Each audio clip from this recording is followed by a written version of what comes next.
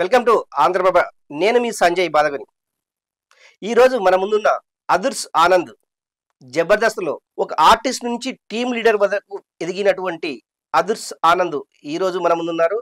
ఆయనతోటి ఆయన జీవన విధానం, ఆయన కుటుంబ నేపథ్యము, అసలు జబర్దస్త్లో అవకాశం ఎలా వచ్చింది అనే అంశాల మీద ఈరోజు మనం మాట్లాడుకునే ప్రయత్నం చేద్దాం. అన్న నమస్తే. నమస్తే అండి, బాగున్నారా? బాగున్నాం. గతంలో నాగబాబు గారు, రోజా గారు జడ్జీలుగా వ్యవహరించేవారు. అప్పుడున్న జడ్జీలు ఇప్పుడున్న జడ్జీలకు మీరు ఏం తేడా గమనిస్తున్నారంటే? ఇప్పుడున్న జడ్జిల సంగతి మాకు తెలియదండి. అప్పుడున్న జడ్జిలు అయితే మాకు ఆల్మోస్ట్ దేవుళ్ళతోనే సమానం. ఎందుకంటే వాళ్ళు మా సిచ్యువేషన్స్, ఒక కొత్త ఆర్టిస్ట్ స్టేజ్ ఎక్కాడంటే అతని పేరు చెప్పి హైలైట్ చేస్తే పబ్లిక్లో ఎలా ఉండేదంటే, అరే నాగబాబు గారు ఆనంద్ పేరు 4 స్కిట్లకు చెప్పాడు అనడం, రోజా గారు ఆనంద్ పేరే చెప్తున్నారు అనడం, అది ఆ క్రేజ్ ఉండేదండి. వాళ్ళ కాంబినేషన్లో ఒక క్రేజ్. నాగబాబు గారు అంటే మెగా ఫ్యామిలీ, రోజమ్మ అంటే ఇటు పెద్ద పొలిటీషియన్, పెద్ద హీరోయిన్ ఆవిడ. సో వాళ్ళ నోట్లో నుంచి ఒక కొత్త పేరు 4-5 సార్లు చెప్పారంటే వాళ్ళు సెలబ్రిటీలు అండి. ఈరోజు మేము హ్యాపీగా ఉన్నామంటే దానికి కారణము నాగబాబు గారు, రోజా గారు. సో వాళ్ళు నేమ్స్ చెప్పిన తర్వాత మాకు నేమ్ వచ్చింది బయట. అదండి. ఇప్పుడున్న జడ్జిలు మరి సపోర్టివ్‌గా ఉంటున్నారంట, బాగా చేస్తున్నారంట. కానీ నేను ఎళ్ళలేదు కాబట్టి నేను మాట్లాడకూడదు వాళ్ళ గురించి. నాకు తెలీదు. అప్పుడు జడ్జిగా ఉన్నటువంటి రోజా రోజమ్మ. జబర్దస్త్ హ్మ్. కమెడియన్ల గురించి కూడా కొంత హ్మ్. తక్కువ చేసి, వాళ్ళు జస్ట్ కమెడియన్స్ హ్మ్. అని కామెంట్ కూడా చేస్తుంది. అది కొద్దిగా వైరల్. కామెంట్ కాదు. ఆవిడ ఫీలింగ్ ఏంటంటే రోజమ్మకి మేమందరం పిల్లలని పిల్లల్లానే చూసుకున్నారండి. నేను అదే చెప్తున్నా. మాకు దేవుళ్ళని. అందరు దేవుళ్ళు అన్నోళ్ళే. సో రోజమ్మ గాని, నాగబాబు గారు గాని మమ్మల్ని వాళ్ళ కిడ్స్ లాగా, వాళ్ళ కాంపౌండ్‌లో వర్క్ చేస్తున్న జబర్దస్త్ కమెడియన్స్ లాగా, వాళ్ళ కిడ్స్ లాగా మాకే ప్రాబ్లమ్ వచ్చినా, హెల్త్ ఇష్యూస్ వచ్చినా మనీ అంతా కలెక్ట్ చేసి ఇవ్వడము, లేదంటే సమస్య ఉందంటే ఒక 50 అట్లా ఇచ్చేయడము. అలా కాదురా ఇలా చేసుకో అని చెప్పేవాళ్ళు. వాళ్ళకి మేము కిడ్స్ లాగా అన్నమాట.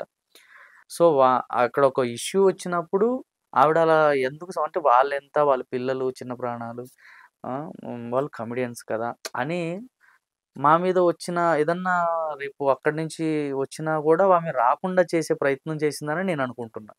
మమ్మల్ని చిన్నపిల్లలా ట్రీట్ చేసి ఆ మాట అన్నారు ఆవిడ, అంతే అనేది నా ఉద్దేశం. మరి మిగతా వాళ్ళకి ఎలా పోర్ట్రేట్ అయిందో వాళ్ళు ఎలా రిసీవ్ చేసుకున్నారు అనేది వాళ్ళ ఉద్దేశం, మనకు సంబంధం లేదు. మీరు సినిమా తీయాలనుకున్న ఒక ప్రపోజల్ అయితే ఉంది మీ దృష్టిలో, నెక్స్ట్ మంత్ స్టార్ట్ చేయాలి. అవును. ఏంది టైటిల్? సో మా టైటిల్ వచ్చేసి మా ఊరు పల్లెటూరు అనే టైటిల్ అండి. సో యూట్యూబ్ అనేది ఫస్ట్ నేను స్టార్ట్ చేసింది, నాకు కొంతమంది ఐడియా ఇవ్వడం వల్ల నేను యూట్యూబ్ ఛానల్ అనేది స్టార్ట్ చేసి దాంట్లో ల్యాక్స్ ఆఫ్ వ్యూస్, అంటే నా స్కిట్స్ కూడా 10M 1M అలా ఉంటాయి వ్యూస్. 10 లక్షల పైనే ఉంటాయి స్కిట్స్ కూడా. 5 lakh 10 lakh 15 lakh 20 lakh 1 crore కూడా వెళ్ళిన స్కిట్స్ ఉన్నాయి. ఓకే. సో దీన్ని బేస్ చేసుకొని యూట్యూబ్ ఛానల్ పెట్టాము. యూట్యూబ్ ఛానల్ పెట్టిన తర్వాత మాకు యూట్యూబ్ ఛానల్ వాళ్ళు సజెషన్స్ ఇచ్చింది ఏంటంటే, ఫ్యామిలీ ఇంటరాక్షన్స్ చేస్తే ఎక్కువగా జనాలు చూస్తారు, పిల్లల్ని పరిచయం చేస్తే, వీళ్ళని పరిచయం చేస్తే ఎక్కువగా చూస్తారు అని చెప్పడం వల్ల కొన్ని ఫ్యామిలీ వ్లాగ్స్ కూడా చేయడం జరిగింది. కానీ కొన్ని కొత్త ప్రయోగాలు వాళ్ళు వీళ్ళు చెప్పడం వల్ల చేసి జనాలకు దూరం అయ్యాను. కానీ ఇప్పుడు మళ్ళీ మంచి కంటెంట్లతోటి, ఒరిజినల్ కంటెంట్లతోటి మళ్ళీ నా ఆడియన్స్ నేను రీచ్ అవుతాను. సో ఈ మా ఊరు పల్లెటూరు అనే కథని చాలా ఎఫర్ట్ పెట్టి చేస్తున్నాము. ఇది వచ్చేసి ఒక భార్యాభర్తలు, లవర్స్ భార్యాభర్తలు అయ్యి సిటీకి వచ్చి ఎలాంటి ఇబ్బందులు పడ్డారు, ఇబ్బందులు పడిన తర్వాత వాళ్ళ జీవితంలో కోలుకోలేని ఒక దెబ్బ, ఒక లాస్ జరుగుతుంది. ఆ లాస్ని ఎలా కవర్ చేసుకొని సిటీ నుంచి పారిపోయారా, భయపడ్డారా, ఉన్నారా, చచ్చిపోయారా అనేది మీరు కథలో చూడొచ్చండి. మీరు నెల్లూరు నుంచి హైదరాబాద్ వచ్చి ఇప్పటి వరకు ఇలా జరిగింది అనే సందర్భం, అంటే మంచి చెడు ఏదైనా స్ట్రగుల్స్ పడ్డది కానీ రకరకాలు ఉంటాయి కదా, అలాంటివైనా మీ ఎక్స్పీరియన్స్? నెల్లూరు నుంచి వచ్చిన తర్వాత, అంటే నెల్లూరు కంటే కూడా చీరాల నుంచి వచ్చామని చెప్పుకోవాలి. ఓకే. సో వచ్చిన తర్వాత సిటీలో చాలా ఇబ్బందులు పడ్డానండి. ఎవరు తెలియదు, నాకు ఫైనాన్షియల్ సపోర్ట్ కూడా ఏది లేదు.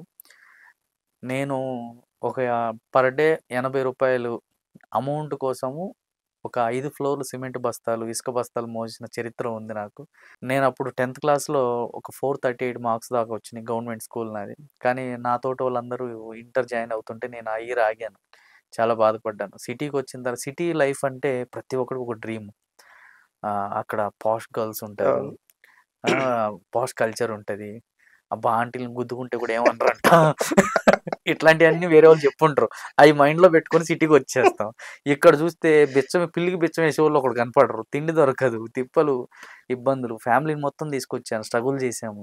ఒక పాడుబడిపోయిన ఇల్లు తీసుకొని దాన్ని బాగు చేసి రెంట్ లేకుండా 2 నెలలు ఉన్నాము. 1500, 1000 రెంట్ కట్టే ఇబ్బంది. అంటే డబ్బులు తీసుకొచ్చాం. డబ్బులు లేవని కాదు. కానీ సిటీ బస్సులో పోయినాయి. డబ్బులు ఎవరో కొట్టేశారు మా డబ్బులు. మనీ ఎంత ఉండే అప్పుడు? ఆ టైంలో 1,00,000 అండి. పెద్ద అమౌంట్. పెద్ద అమౌంట్. ఇప్పటికి 20, 30 లక్షలతో సమానం అది. అవును. మాది చేనేత అన్నమాట. హ్మ్. మగ్గం నేసి యెస్. అవును. చీరలు నేస్తారు మా అవును. నాన్నగారు. అది మొత్తము మా నాన్న 1 వీక్ వర్క్ చేస్తే మా నాన్నకి వచ్చే ఇన్‌కమ్ వచ్చేసి 500. అలా రూ. 1,00,000 తీసుకొచ్చాం మేము. అంటే ఇంక చూడండి.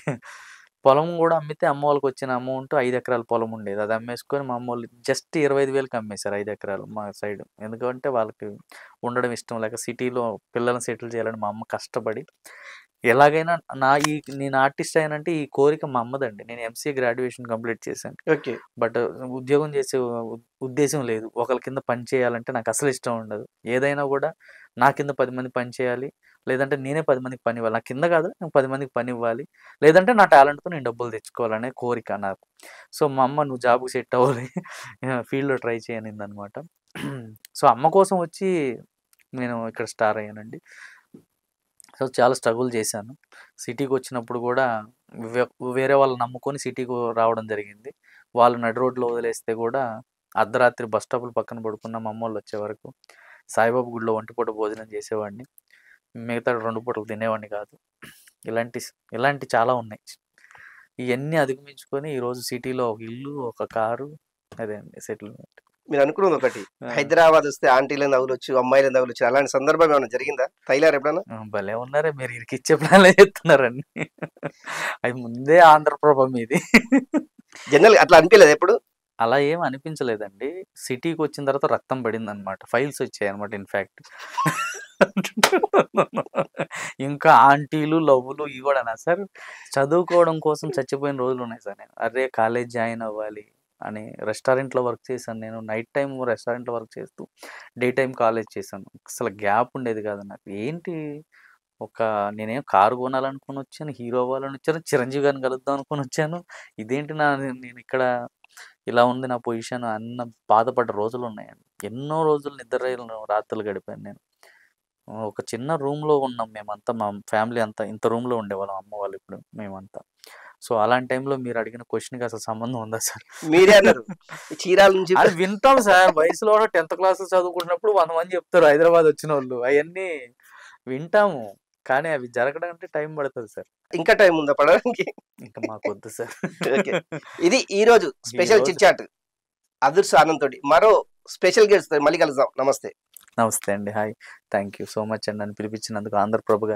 ఆంధ్రప్రభ ఛానల్‌కి స్పెషల్ థాంక్స్ తెలియజేసుకుంటున్నానండి. అలాగే ఈ ఆంధ్రప్రభ ఛానల్‌ని సబ్స్క్రైబ్ చేయండి. నా వీడియో గాని నచ్చితే షేర్ చేయండి. థ్యాంక్ యూ సో మచ్ అండి.